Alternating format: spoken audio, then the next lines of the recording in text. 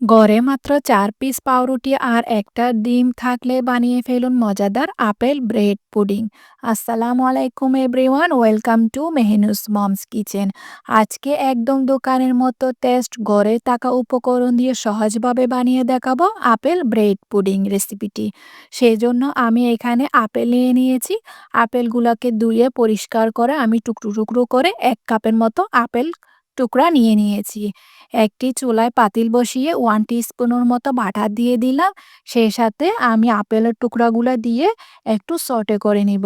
সেই সাথে দিয়ে দিব 1/4 টিস্পুনের মতো দারুচিনি গুঁড়া। দারুচিনি গুঁড়া না থাকলে আপনারা স্কিপ করতে পারেন। তবে আপেলের সাথে দারুচিনির কম্বিনেশনটা একদম পারফেক্ট। সেজন্য একটু করে দারুচিনি থাকলে দিবেন, না থাকলে স্কিপ করবেন। এবার একটু হালকা আঁচে নেড়ে চেড়ে আমি এটাকে সটে করে নিব। সটে করে আমি এটাকে একপাশে রেখে দিয়েছি। একটি মিক্সিং বোলে আমি একটা ডিম নিয়ে নিয়েছি। ডিমটা হতে হবে রুম টেম্পারেচারের। যদি ফ্রিজে থাকে তাহলে 15 থেকে 20 মিনিট আগে বের করে রাখবেন। ১ চিমটি লবণ দিয়ে দিলাম। এরপর দিয়ে দিব হাফ টিস্পুনের মতো ভ্যানিলা এসেন্স। এবার এর সাথে দিয়ে দিব আমি হাফ কাপ চিনি। আপনারা চাইলে আরও কম বা বেশি ইউজ করতে পারেন, তবে হাফ কাপ চিনি আমার যথেষ্ট মনে হয়েছে। ডিমের সাথে চিনি ভালো করে মিশিয়ে নিতে হবে। অনেকক্ষণ ধরে ফেটতে হবে যতক্ষণ না চিনি গলে যায়। যখন চিনি গলে ডিমটা ফুমি হয়ে আসবে তখন এর মধ্যে দিয়ে দিব আমি ২ কাপ তরল দুধ। দুধটাকে আমি আগে জাল করে ঘন করে ২ কাপ করে নিয়েছি। এই ২ কাপ তরল দুধ দিয়ে আমি ভালো করে মিশিয়ে নিয়েছি। মিশানোর পর একপাশে রেখে দিব। এবার আমি নিয়েছি ৪ পিস ব্রেড। একটি ডিমের জন্য ৪ পিস ব্রেডই যথেষ্ট।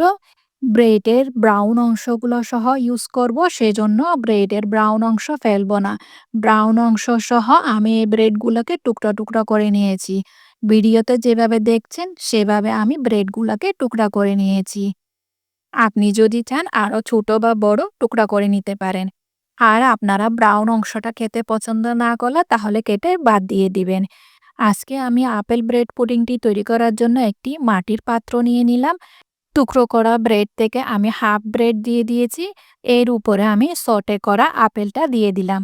সব আপেল মাঝখানে একদম ভালো করে দিয়ে দিয়েছি ছড়িয়ে। তারপর এর উপরে দিয়ে আরও হাফ ব্রেডের টুকরাগুলো দিয়ে দিয়েছি। এখানে আপনি চাইলে আপনার পছন্দ মতো সেট করে নিতে পারেন। আমি এভাবে করে সেট করে নিয়েছি। এবার এর উপর দিয়ে দিয়ে দিব দুধ আর ডিমের মিশ্রণটা। ভালো করে দুধ আর ডিমের মিশ্রণটা পুরা চারিদিকে ছড়িয়ে দিতে হবে।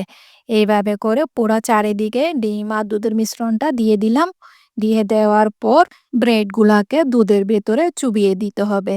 একটি স্প্যাচুলার সাহায্যে ব্রেডগুলাকে আস্তে আস্তে করে চুবিয়ে দিতে হবে দুধের মধ্যে। যে ব্রেডের টুকরাগুলো উপরে ভেসে আসছে এগুলা ভালো করে চুবিয়ে দিতে হবে। যখনই দেখবেন ব্রেড ডুবে গেছে দুধের মধ্যে তখন এর মধ্যে দিয়ে দিলাম আমি চীনাবাদাম। এখানে আমি রোস্টেড চীনাবাদামটা নিয়ে নিয়েছি। চীনাবাদাম তো সবার ঘরে থাকে, আপনারা চাইলে অন্য ড্রাই ফ্রুটও ইউজ করতে পারেন। এরপর উপর দিয়ে ছিটিয়ে দিলাম কিছুটা কালো কিশমিশ আর কিছুটা গোল্ডেন কিশমিশ। এই পাত্রে যেহেতু ঢাকনা নাই তাই আমি একটি ফয়েল পেপার দিয়ে এটাকে কভার করে দিয়েছি। আমি আজকে ২ রকমভাবে বেক করা দেখিয়ে দিব, একটি চুলায় আর একটি ওভেনে। চুলায় কিভাবে বেক করব তার প্রসেসটা আমি দেখিয়ে দিচ্ছি। চুলায় একটি হাঁড়ি বসিয়ে এর মধ্যে একটি স্ট্যান্ড বসিয়ে দিলাম। স্ট্যান্ডের উপর দিয়ে একটি বেকিং প্যান বসিয়ে তার মধ্যে গরম পানি দিয়ে আমি পাত্রটি বসিয়ে বেক করব। চুলার আঁচ লোতে রেখে ঘড়ি ধরে ৩০ মিনিটের জন্য। ঢাকনাতে কোনো প্রকার ছিদ্র থাকলে তা লবঙ্গ দিয়ে আমি বন্ধ করে দিয়েছি। চুলারটা তো দেখিয়ে দিলাম। আমি বেক করব ওভেনে ১৮০ ডিগ্রি সেলসিয়াসে আপসাইড ডাউন তাপমাত্রায় ৩০ থেকে ৪০ মিনিটের জন্য। আমারটা আমি ওভেনে বেক করেছি। বেক হওয়ার পর আমি ফ্রিজে নরমাল টেম্পারে রেখে ঠান্ডা করে নিয়েছি। ঠান্ডা করার পর আমি কিছুটা লাল আঙ্গুর দিয়ে পরিবেশন করে নিয়েছি। আজকে তাহলে এ পর্যন্ত। দেখা হচ্ছে নতুন আরেকটি রেসিপি নিয়ে। সে পর্যন্ত ভালো থাকবেন, সুস্থ থাকবেন, আমার জন্য দোয়া করবেন।